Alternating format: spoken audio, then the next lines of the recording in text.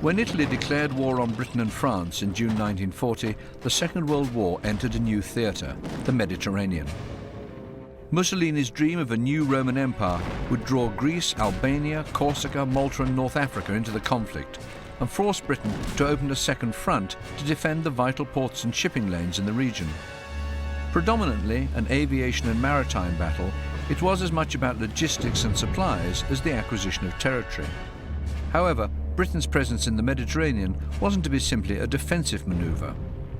After the fall of France, the Mediterranean became central to Churchill's strategy for waging war against Hitler. By engaging Axis forces in the region, Churchill hoped to persuade Vichy France to change sides, guarantee the neutrality of Spain, and put Italy under pressure. As the campaign progressed, the need to encourage the support and involvement of the United States became a pressing priority. Britain's foothold in the region was dependent on its naval bases at Gibraltar, Malta, Cyprus, and the Royal Navy's main base at Alexandria. The tiny island of Malta would be all but destroyed as the Allied and Axis powers fought for control of the Mediterranean. Known as Britain's unsinkable aircraft carrier, the island was the only British port between Gibraltar, some 1,000 miles away, and Alexandria. While it was vulnerable to attack and difficult to supply, Malta was ideally situated as a base for flying reconnaissance aircraft over the convoy routes between Italy, 60 miles north, and North Africa. However, this obvious potential could not be realized because the island lacked the offensive resources to take the war to the enemy. Moreover, its defensive capabilities were grossly under-equipped, and it came perilously close to capitulating under sustained Axis bombardment. When Italian aircraft first attacked in June 1940, the island's air defences consisted of just 3 obsolete Gloucester Sea Gladiator biplanes, nicknamed Faith, Hope and Charity. Britain desperately needed to maintain and supply a base on Malta to stand any chance of making it into an offensive position. The struggle for control of the island was to determine the success of the campaign in North Africa and the fate of the Mediterranean. As the Italian campaign gathered momentum with the invasion of Albania and subsequently Greece, the need to arm Malta became even more urgent. The island was suffering under near-siege conditions and was subjected to relentless aerial bombardment. However, events in 1941 were to further restrict Britain's ability to supply and defend the tiny outcrop. The arrival of the Luftwaffe and the commitment of Luster Force, the British force sent to assist Greece after the Italian invasion, severely stretched British resources in the central Mediterranean. The severity of the air raids on Malta intensified between January and April 1941. Supply convoys too came under sustained attack, and the loss to British shipping in the region put a further strain on operational resources. Despite the Luftwaffe's presence, Admiral Somerville's Force H at Malta made a bold foray into the Gulf of Genoa and bombarded Genoa harbour from the sea in an attempt to disable what were believed to be 2 Italian battleships in harbour. The single battleship in harbour was not hit, but the boldness of the raid severely dented Italian morale.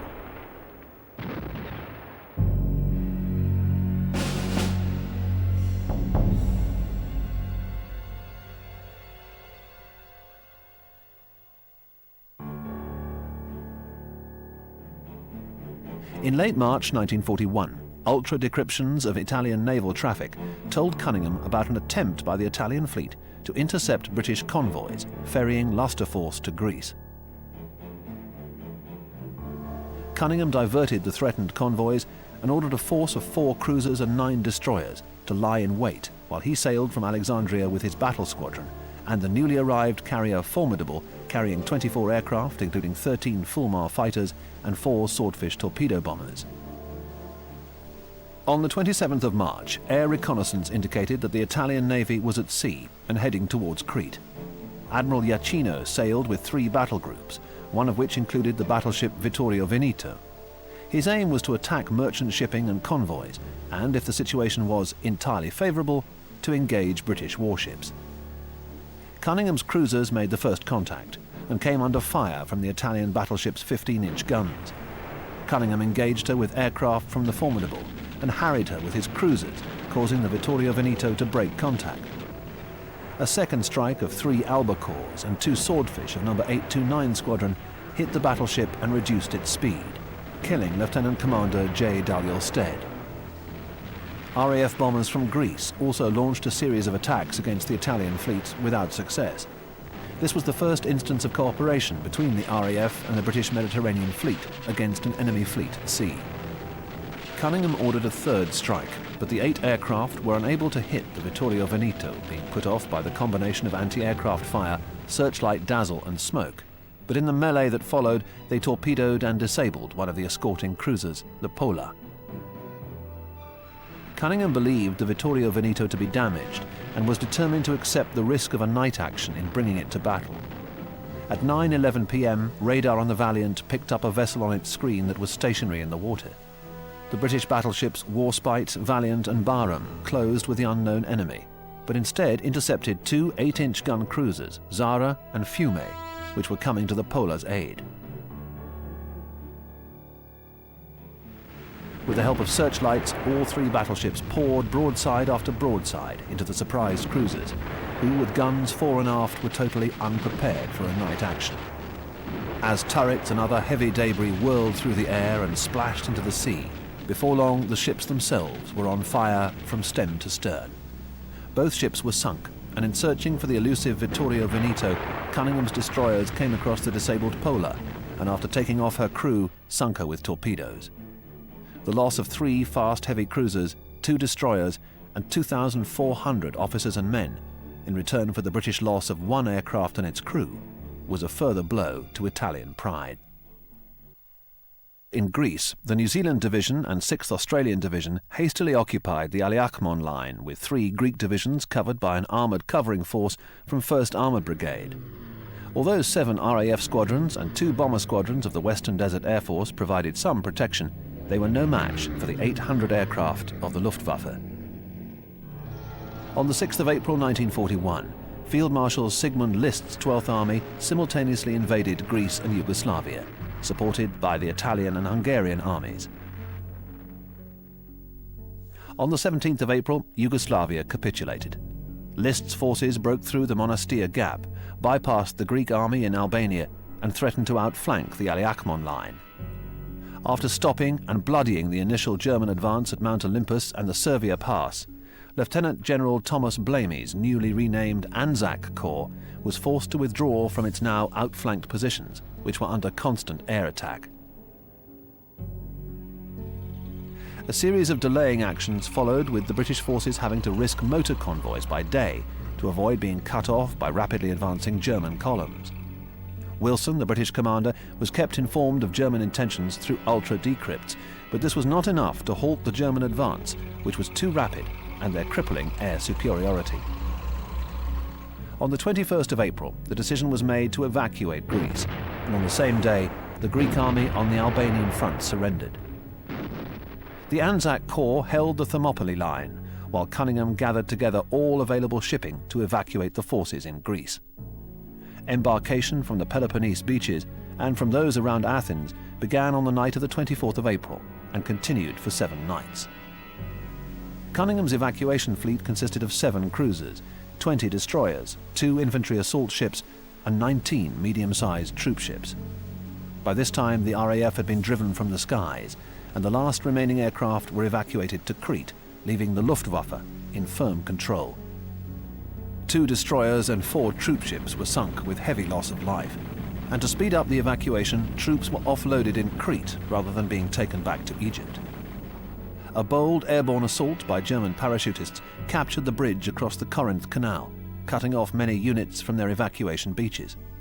But Cunningham's ships managed to evacuate many of these elements from alternative beaches. The one exception was Kalamata, where some 7,000 Allied reinforcements were surrounded and forced to surrender.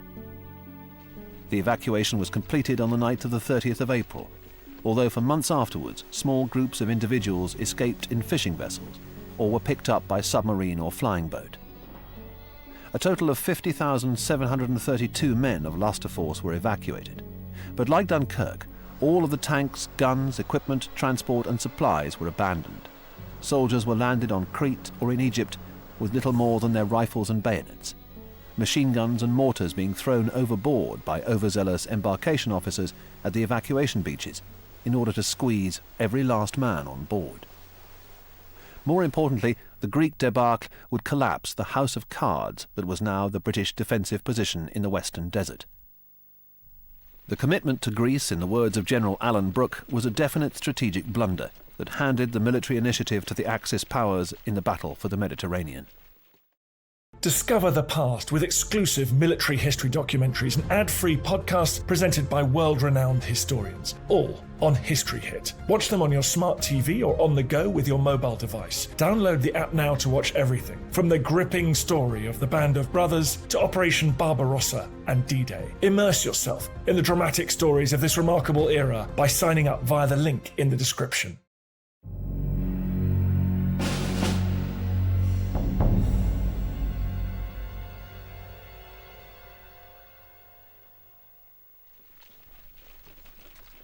A disorganised hodgepodge of exhausted, ill-equipped soldiers, some 36,000 from Luftwaffe, were landed on Crete. Churchill gave the New Zealand commander, Major General Sir Bernard Freyberg, the task of denying Crete to the enemy with the resources he had at hand. He was not happy with the task or the resources and made this clear to Wavell, his commander-in-chief. Wavell was conscious of Freyberg's needs and scraped together what he could. Few aircraft were available, and Freyberg had to improvise with what he had on the ground. Ultra provided Freyberg with the exact date of the German attack, set initially for the 14th of May, and then postponed until the 20th of May, 1941. He knew to expect an airborne and seaborne invasion, and prepared accordingly. He saw his task as the defence of Maleme, Suda Bay, Retimo, and Heraklion, and that because of the distance and the difficult nature of the communications, each battle would be fought independently. Around Heraklion, he positioned his British battalions, the Black Watch, the Yorks and Lancs, and the Leicesters, reinforcing them with an Australian battalion, together with 2 eye or infantry tanks and 6 light 2-man tanks armed with machine guns, together with a mixture of old artillery field pieces to provide artillery support. At Retimo, an Australian brigade under Brigadier Vasey provided the garrison. The area from Canea to Maleme was the responsibility of the understrength New Zealand Division under the command of Brigadier Puttick, who was Freyberg's senior brigadier. Brigadier Hargist's 4-battalion-strong 5th Brigade was responsible for the defence of Maleme airfield.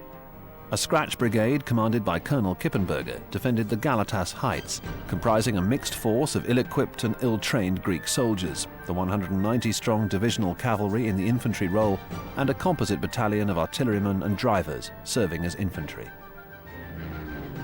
Freyberg's major concerns were the lack of air cover and inadequate anti-aircraft defence, which were insufficient to protect his main port at Suda Bay, which could not handle the 20,000 to 30,000 tons of supplies necessary to sustain the force. German air superiority made it dangerous for any ships to be in waters north of Crete by day. Fast destroyers were forced to rush supplies into Suda at night. This was a totally inadequate 100 tons a day for a force of 30,000 British and Commonwealth troops, 11,000 Greeks, 15,000 Italian prisoners, and a local population of 400,000. The Germans got many things wrong in their invasion of Crete in May 1941. General Kurt Student was worried that the war would be over before his paratroopers and airborne forces of Flieger Corps 11 had shown their worth. Like the British at Arnhem during Operation Market Garden 3 years later, Student was prepared to take risks if it gave his corps a role and a prominent place in the victory march through Berlin, which was anticipated to be only months away. Instead, Crete was almost a German disaster. Student believed that the garrison on Crete numbered no more than 5,000, instead of the 30,000 actually on the island, 20,000 of whom were organised into fighting units. He assumed that there was a very small garrison of 400 men at Heraklion, and no troops at all at Retimo. Instead, the paratroopers landed on top of defensive positions manned by troops hiding in the olive groves. This lack of intelligence caught the Germans by surprise, costing them many lives. Despite air superiority and abundant opportunity for aerial photography and reconnaissance, their knowledge of the ground was also poor. Areas marked as suitable landing sites for parachutists and gliders were covered with rocks that ripped the gliders to pieces as they came into land, killing or maiming their occupants. They also expected Cretan support instead of the fervent resistance which saw men, women and children fight alongside the British and Commonwealth soldiers, knifing and clubbing the invaders to death. The series of paratroop assaults on the 20th of May ended in disaster. The helpless paratroopers were shot from the skies or hunted down and killed once they landed. The Germans were defeated at Heraklion and Retimo by the aggression of the British and Australian defenders, who followed Freyberg's directives and took the attack to the enemy and set out to kill him. They were unable to seize the Galatas heights. The major landing at Maleme was equally unsuccessful, and although a bridgehead was established in the Tavronitas River, attempts to seize the critical heights of Point 107 failed with serious loss of life. However, it was at Maleme that the New Zealand commanding officer defending Point 107 lost his nerve and withdrew his battalion from the vital ground. At night, with the battle won, he acted on his fears and withdrew. The New Zealand Brigade's failure to act to rectify this mistake by an immediate counterattack passed the initiative to the invader. Despite the next week of desperate and determined fighting, the ground battle for Crete was lost.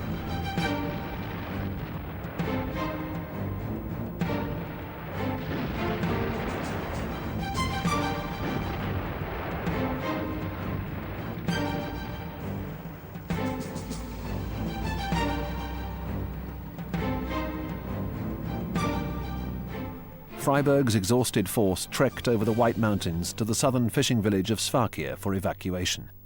Cunningham was now faced with evacuating the garrisons from the northern ports of Retimo and Heraklion on daylight sea approaches dominated by the Luftwaffe. Retimo could not be relieved, and while Heraklion was successfully evacuated, the warships were caught north of the island in daylight and suffered heavily. Air attacks wreaked havoc on Cunningham's ships.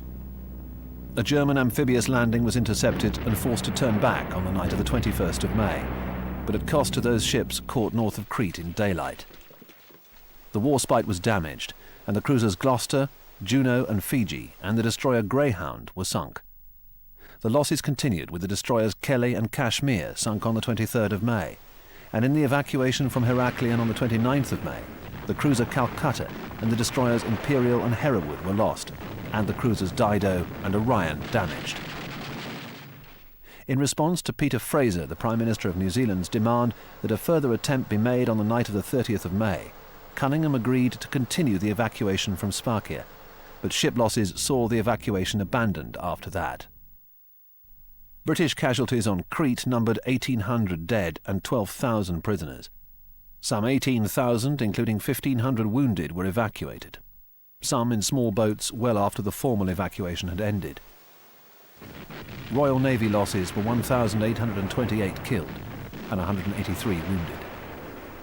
Crete gutted Cunningham's fleet, with 1 aircraft carrier and 3 battleships damaged, 3 cruisers and 6 destroyers sunk, 6 cruisers and 7 destroyers damaged. Air attack accounted for all except for 3 of those damaged. It was a victory for the Luftwaffe, and now Cunningham faced a daunting air situation, with a serviceable Italian fleet that numbered 4 battleships, 11 cruisers, as against his serviceable ships that numbered 2 battleships, 3 cruisers and 13 destroyers.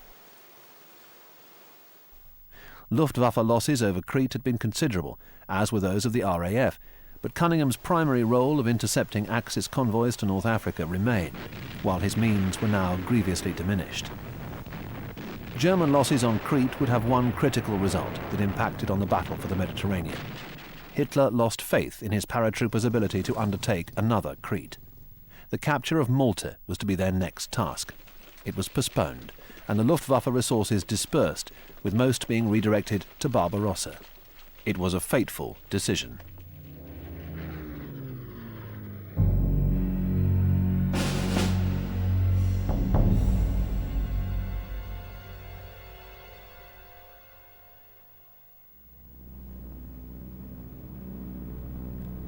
Crete was the graveyard of German airborne ambitions, but for Wavell it was one more defeat in a sequence of disasters as his fragile house of cards, dangerously unbalanced by the Greek commitment, collapsed throughout the Mediterranean.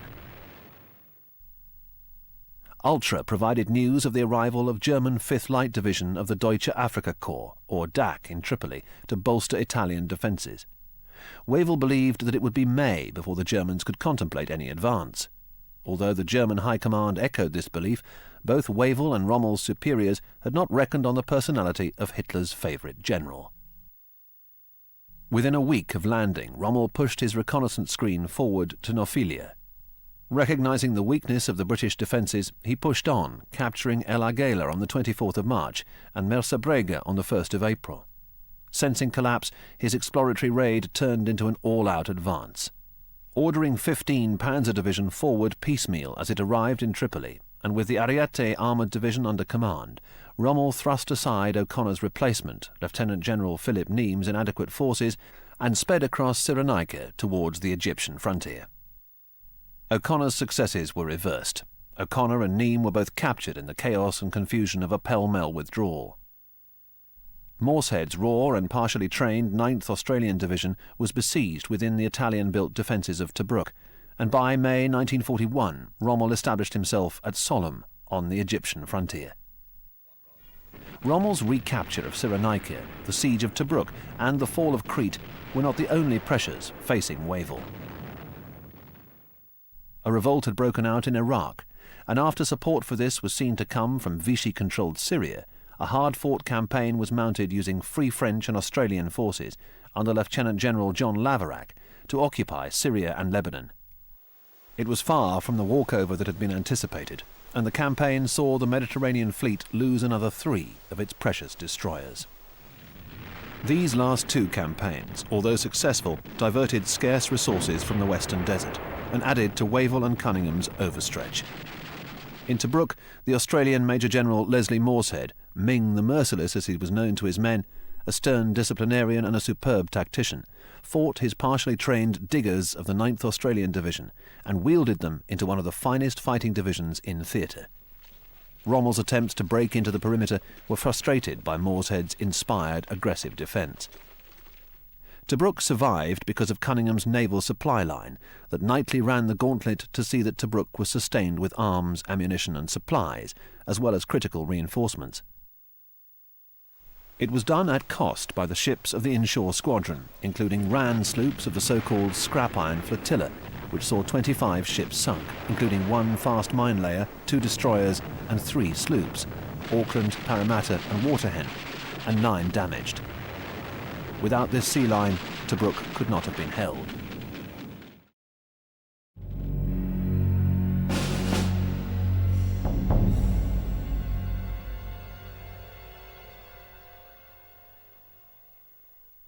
The important airfields around Benghazi were lost at a time when Malta was under constant air attack and facing invasion.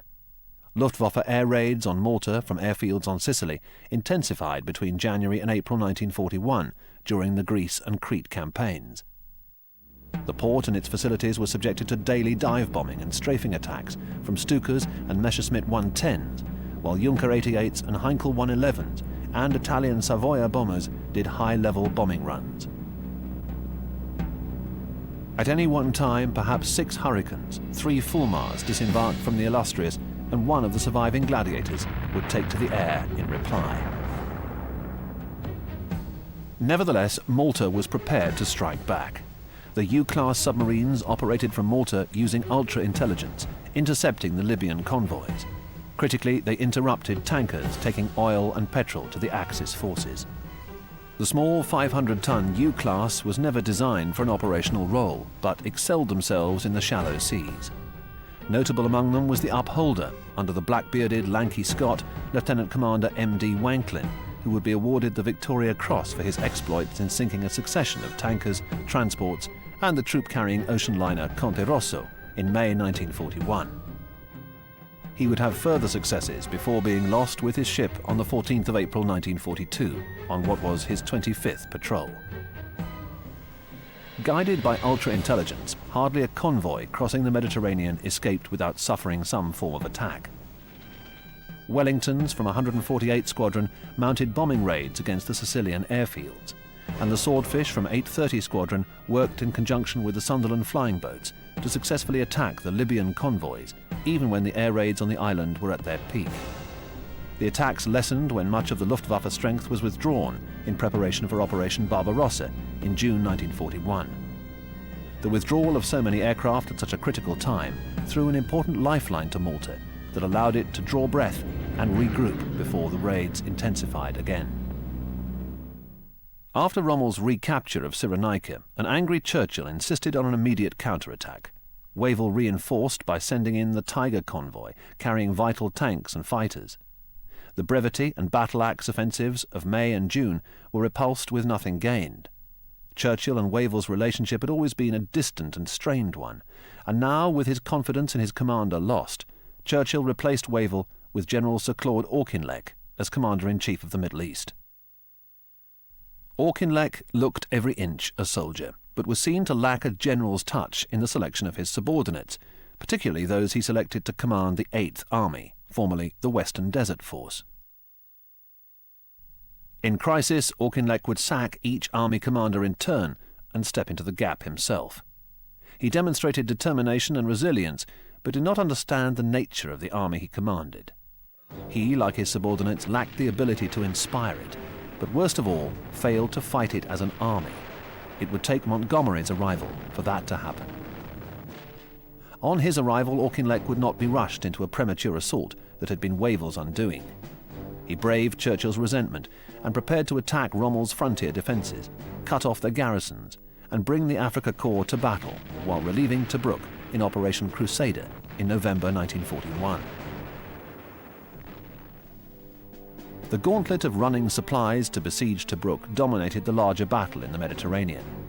As Rommel could not advance into Egypt without logistics, the capture of Tobruk would ease that pressure, but more important to him was the neutralization or capture of Malta. In the same way, the plight of Malta was becoming desperate. Under constant air attack, with its approaches mined and an air and submarine blockade in place, its relief depended on a British advance along the North African coast to Benghazi, so that the surrounding airfields could be used to relieve the pressure on the island. Logistics determined the seesaw battle along the Mediterranean coastline. Critically important to both sides was the ability to get the convoys through. Force K, consisting of a strike force of cruisers and destroyers, was assembled at Malta to strike at Italian shipping.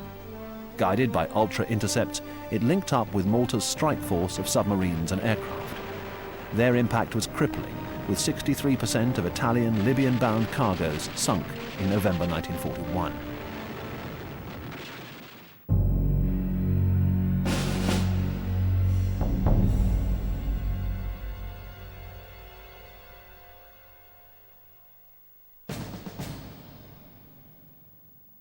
In July 1941, the Italian 10th Light Flotilla launched a bold but unsuccessful attack on Valletta harbour. This was an Italian elite force that specialised in one-man explosive motorboats, or EMB, frogmen and two-man chariots with an explosive warhead known as slow-speed torpedoes, or PIGs. The latter would travel underwater until reaching the target, where the frogman would detach the warhead by clamping it to the keel with a time fuse. The 10th Light Flotilla conducted a number of operations, many of which reached their targets, but failed because of defects in the chariot warhead. Despite this, they successfully sank the cruiser York and a merchant ship in Suda Bay on the 26th of March 1941. The raid on Malta on the night of the 25th of July involved a bold foray by a small force comprising the Italian auxiliary warship Diana, with 8 EMBs and 2 motor torpedo boats, each towing a two-man chariot. The plan was for one of the chariots to blow away past the obstructions blocking the entrance into the Grand Harbour, and then for the remaining chariots and EMBs to enter and attack shipping. The brilliant designer of the craft, Lieutenant Tassai, was assigned to clear the obstacle, but something went wrong and he was never seen again. When this failed, 2 of the one-man EMBs deliberately sacrificed themselves by blowing their craft up to achieve a gap. Malta's radar had already picked up the remaining craft, and as they moved in, all of the EMBs were destroyed. The 2 MTBs were attacked and sunk by aircraft the following day, but the Diana escaped. Despite Tassai's death, his vision continued. The 10th Flotilla destroyed 3 merchant ships in Gibraltar Harbour in September 1941. But on the night of the 18th of December, it struck a major blow, when 3 two-man chariots entered Alexandria Harbour and attached explosive warheads to Cunningham's flagship, the Queen Elizabeth, the Valiant, and to the tanker Sagona. Both warships were badly damaged and settled on the harbour bed, while the stern was blown off the Sagona, damaging the destroyer Jervis alongside. Coupled with the losses at sea to German U-boats in November, this bold action by 6 Italian frogmen, who were captured before they could escape, eliminated the strike power of the Mediterranean fleet.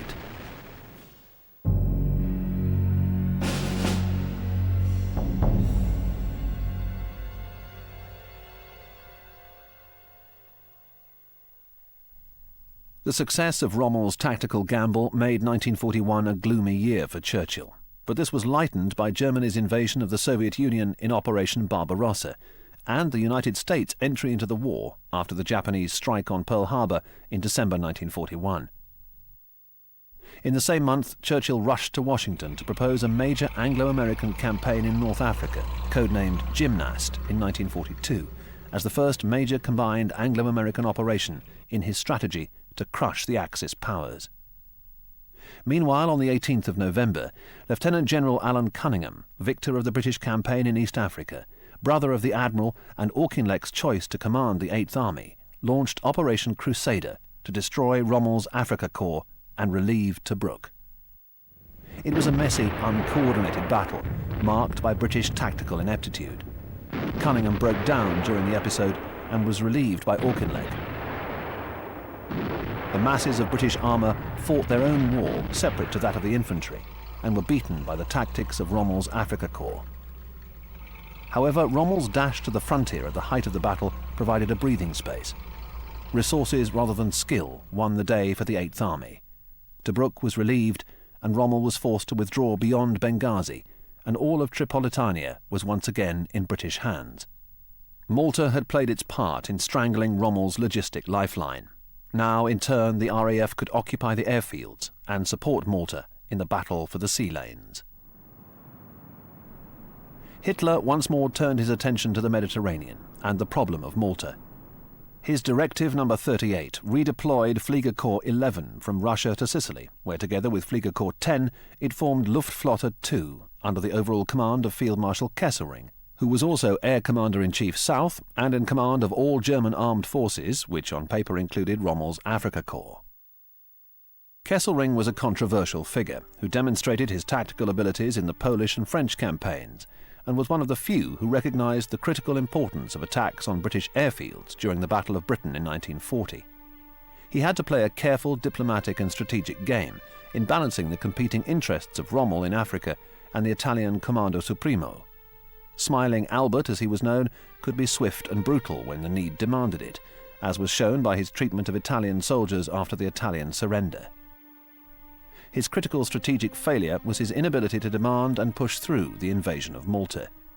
Kesselring was thwarted in turn by the Italian High Command and by Rommel, who convinced Mussolini that Cairo, rather than Malta, was a far more glittering prize. Rommel failed to recognise that Cairo was achievable only if one captured Malta first.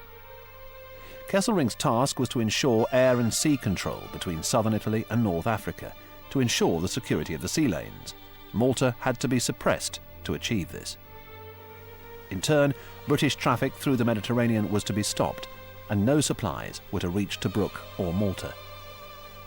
Hitler had already ordered the redeployment of more U-boats into the Mediterranean. This had an immediate impact. On the 13th of November 1941, the U-81, commanded by Lieutenant Guggenberger, torpedoed and sunk the aircraft carrier Ark Royal as she returned from a sortie to deliver reinforcement Hurricanes to Malta. There was no replacement carrier available, and so at a stroke, the ability of Force H to escort further convoys through from Gibraltar to Malta vanished. The losses continued.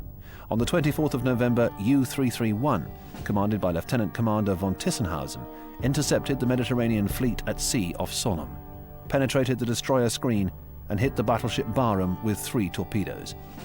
She immediately began to list to port. An enormous explosion followed, and the great ship disintegrated with the loss of 868 of her crew. On the 13th of December, the U-557 sank the cruiser Galatea off Alexandria, and on the night of the 18th of December 1941, disaster struck Force K, operating out of Malta. In the early hours of the 19th of December, the 3 cruisers and 4 destroyers of Force K sailed into a dense minefield. The cruiser Neptune was lost with all crew, and the remaining 2 cruisers Aurora and Penelope were damaged. In trying to save the Neptune, the destroyer Kandahar had its stern blown off by a mine and was later sunk. At a stroke, Force K ceased to exist, and one of Malta's key strike weapons was broken. Air raids were renewed and grew in intensity through December 1941 until April 1942.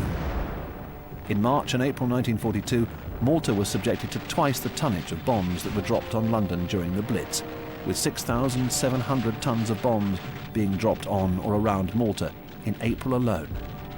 Bombing became a feature of life on Malta, and civilian casualties reached 1,493 dead and 3,764 wounded. From the 1st of January until the 23rd of July, only one 24-hour period passed when no bombs were dropped. Raids were mounted with the aim of knocking out the airfields from which the RAF had so successfully interdicted the Libyan convoys. The defending Hurricanes took off day after day from hastily repaired runways, but at heavy cost. By February, the defence was reduced to 11 Hurricanes, and Malta was unable to mount the scale of attacks on shipping as it had in the past. It was also becoming increasingly difficult to supply Malta with food, oil and ammunition. Cunningham's attempt to run a convoy from Alexandria, protected by Admiral Vian's 15th Cruiser Squadron, invited a concerted response by Axis air, submarine and surface forces. Admiral Iachino in the battleship Littorio, and with a force of 3 cruisers and 2 destroyers, intercepted Vian's force in the Gulf of Sirte. A surface action followed, and hits were registered on both sides. Vian had the tactical success in preventing the Italians closing on the convoy. However, the combined weight of attack from air and sea was too much. Delayed by the action, the merchant ships made their way into Malta in daylight under constant air attack. Of the 6 ships, only 2 made harbour. One was scuttled to prevent fire reaching the ammunition in her hold. The second was flooded in all but 2 of her holds. Of the 26,000 tons of supplies that had left Alexandria, only 5,000 tons were unloaded. It was a period of sustained assault. The last elements of Force K evacuated the harbour, the submarine base came under constant attack, and minesweepers were unable to get to sea and sweep the channels for the passage of submarines out of the harbour. Malta's offensive capacity ceased. The superintendent of the dockyard reported that practically no workshops were in action, other than those underground. All docks were damaged. Electric power, light and telephones were largely out of action.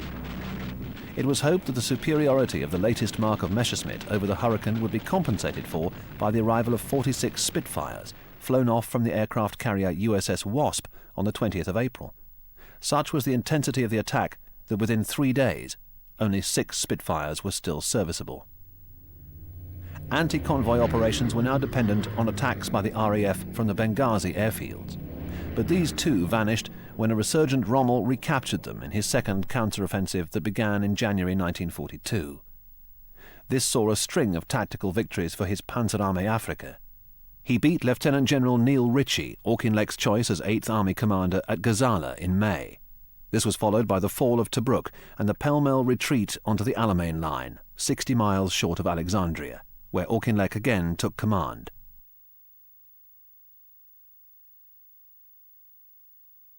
Malta's impotence and the booty from Tobruk assisted Rommel's advance, but the tenacity of the British Commonwealth forces in holding the Alamein line, despite pedestrian generalship, was matched by Malta's resilience.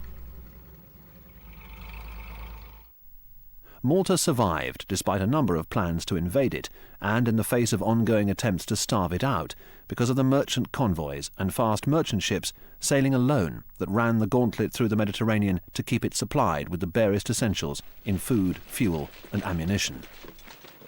31 of the 86 supply ships sent to the island between August 1940 and August 1942 were sunk, and many of those that survived limped into the Grand Harbour Valletta badly damaged. As well as being besieged by air and submarine attacks, mines were used by the Axis forces to place an impenetrable barrier around the island. By April 1942, which was the month that the island was awarded the George Cross for the bravery of its population in enduring the unendurable, Axis mines forced the flotilla of submarines, which was the last strike element working from Malta, to leave. Everything was in desperately short supply, and the island was vulnerable to attack. Operation Hercules was the code name for the invasion of Malta. It was timed to take place once Rommel had secured Tobruk and the Egyptian frontier. Here he would halt while 3 Italian parachute battalions from the Folgore division, together with a German parachute division, would assault the island. They would be reinforced by German and Italian seaborne forces. Once Malta was secured, Rommel could continue his advance upon the Nile Delta. It was now, when Malta was at its most vulnerable, that Rommel persuaded Mussolini, over Kesselring's objections, that Cairo rather than Malta should be the centre of attention. On the 10th of May 1942, Kesselring reported to Hitler that Malta had been neutralised. Hitler agreed, despite Italian reservations, and Operation Hercules was postponed. It was a fatal decision. The mercurial Rommel, elated at his own success, had forgotten his own warning that he made to Berlin on taking command in North Africa in February 1941. Without Malta, the Axis will end by losing control of North Africa. The lull in operations against Malta and the failure to mount an operation to capture the island gave it the breathing space it needed. Getting material and supplies to Malta was still very difficult, but the need was critical. Civilian rations were reduced to 10 ounces of bread daily, with no fuel for light or power. During the 14th to the 16th of June 1942, a coordinated attempt was made to run 2 convoys to Malta. Harpoon from Gibraltar consisted of 6 merchant ships protected by a battleship, 2 aircraft carriers, 3 cruisers and 8 destroyers, and a close escort of the cruiser Cairo and 9 destroyers. At the same time, Vigorous consisted of 11 merchant ships escorted by the cruisers and carriers of the Mediterranean fleet. Cunningham's successor, Admiral Harwood, who together with Air Marshal Tedder set up a combined operations room to coordinate naval and air assets to get the convoy through, controlled this. Harpoon suffered constant air attacks, climaxing in a surface engagement with Italian cruisers south of Pantellaria. By now, the main escort had turned back, and Cairo and its accompanying destroyers were involved in an unequal battle, which saw 2 destroyers lost, a cruiser and 3 destroyers, and a minesweeper damaged. Only 2 of the 11 merchant ships reached Malta, but this was more successful than Vigorous. Threatened by the Italian fleet and under heavy air attack, none of its 6 merchant ships reached Malta, despite the loss of the cruiser Hermione and 3 destroyers. The arrival of 61 Spitfires gave the island the defensive muscle it needed to meet the air raids. Perhaps most importantly of all was the arrival of Air Vice Marshal Keith Park as air officer commanding Malta. His arrival was the turning point in the battle for the island. Park is credited as being one of the key personalities in the RAF's winning of the Battle of Britain in 1940. He had the same impact on Malta. Until now, the fighter defence had been defensive in nature, attacking the Axis aircraft after they dropped their bombs. Park initiated a fighter interception plan that saw Malta's fighters attacking the bombing waves and their fighter escorts as they approached the island. The Luftwaffe losses soared while the number of bombs dropped on the island halved.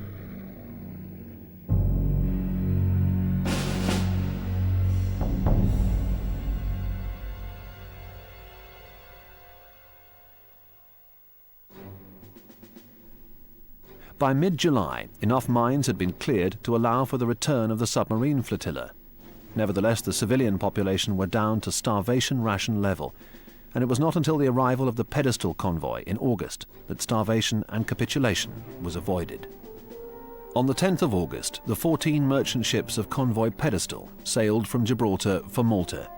They were all fast merchantmen, including the large British manned tanker Ohio.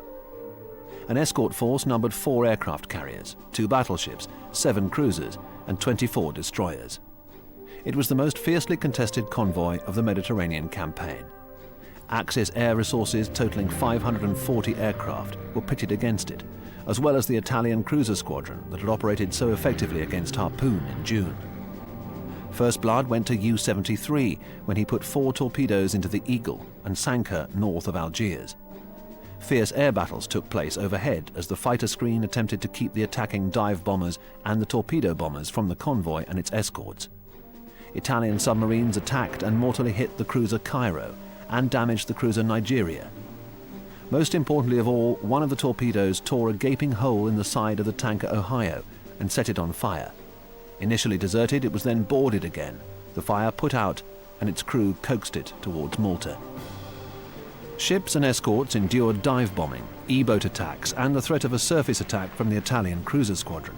This turned back after being led to believe that they were about to be attacked by an RAF bomber force, only 2 cruisers having torpedoed Lieutenant Alistair Mars in the submarine Unbroken.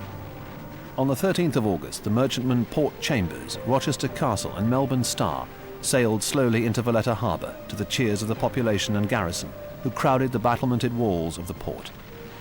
70 miles to the west, the battle-scarred Ohio, surrounded by a protective shield of destroyers and minesweepers, limped along at 4 knots.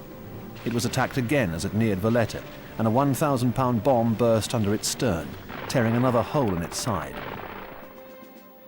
Slowly sinking, the Ohio was nursed into the Grand Harbour with its priceless cargo of 10,000 tons of fuel oil and kerosene. Malta was saved. Pedestal had cost 9 merchant ships, the carrier Eagle and 2 cruisers, but it was a strategic victory. It was the last convoy to Malta whose passage was seriously challenged. The re-equipping of Malta as an offensive base for aircraft and submarines saw a concerted attack on Libyan convoys.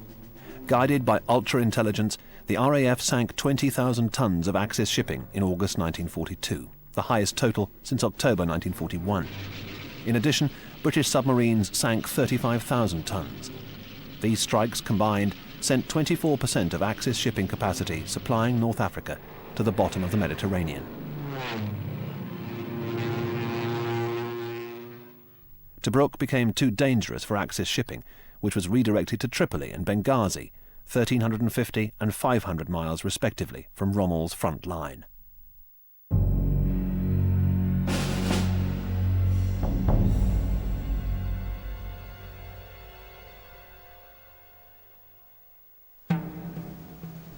Between June 1940 and December 1942, Italy lost 72% of their merchant fleet in the Mediterranean.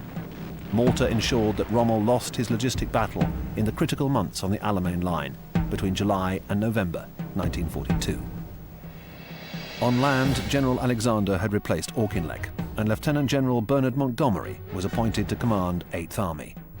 Montgomery was able to build up resources before meeting Churchill's demands for an offensive. He held Rommel's last offensive at Alam Halfa in August and wore down Rommel's resistance at El Alamein in October and November. The successful Anglo-American torch landings on the 8th of November 1942 in French Morocco and Algeria preceded Montgomery's advance through Libya into Tripolitania.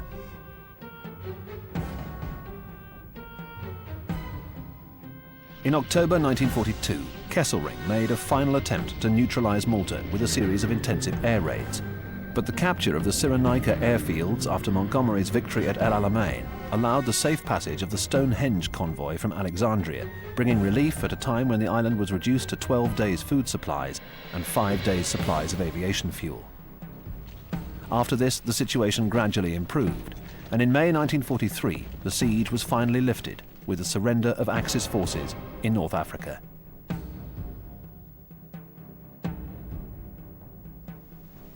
Commanded by Lieutenant General Eisenhower, Torch was primarily an American operation. It saw heavy fighting by the Anglo-American First Army and Montgomery's 8th Army. Hitler, not being able to reinforce success before El Alamein, was now prepared to reinforce failure and built up the Panzerarmee Africa to 4 panzer divisions, all in his determination to keep Italy in the war. However, first Rommel and then his successor, the Italian General Messe, was starved for supplies. Allied control of the Mediterranean and the tourniquet applied by the combined naval and air blockade meant that the Axis forces were without food and ammunition, and the long-term consequences of this were inevitable. On the 13th of May 1943, the Axis armies numbering 238,000 surrendered, and the Allies controlled the African shores. The invasion of Sicily was the next logical step. It was defeat in Africa that led directly to the invasion of Italy and political collapse. For Britain, the battle for the Mediterranean was a traditional naval and imperial war, but its course was vitally important because it included the only land campaign that Britain was waging against the Axis forces after the fall of France. British air and naval power was used to tie down and limit Italy's superior naval forces, and by 1943 this had sunk 2/3 of Italian shipping. This battle for maritime supremacy was determined by air power and the battle for information, in which the British had the critical advantage of ultra through the breaking into and reading of the German and Italian signals traffic via the Enigma network of machines. Central to its success was the Battle of the Sea Lanes, determined by Britain's strategic hold on Malta. By contrast to Churchill's concerted strategy, Hitler's approach was a stop-start affair, determined by the needs of the moment. His critical lapse was his failure to recognize and act upon the importance of Malta. There was a certain degree of grim satisfaction for the Maltese people and the military garrison of the island when the Italian battle fleet sailed into Valletta harbour after the Italian armistice in September 1943.